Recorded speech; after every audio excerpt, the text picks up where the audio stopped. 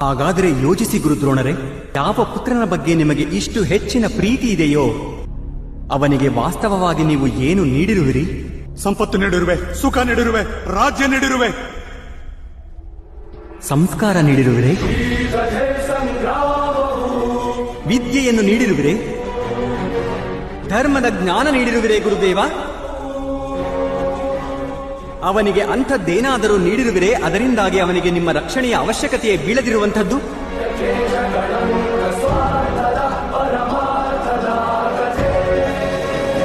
ನಾನು ಒಪ್ಪುತ್ತೇನೆ, ಎಲ್ಲರೂ ಅರ್ಜುನ ಹಾಗೂ ಕರ್ಣರ ಹಾಗೆ ಶ್ರೇಷ್ಠ ಯೋಧರಾಗಲಾರರು.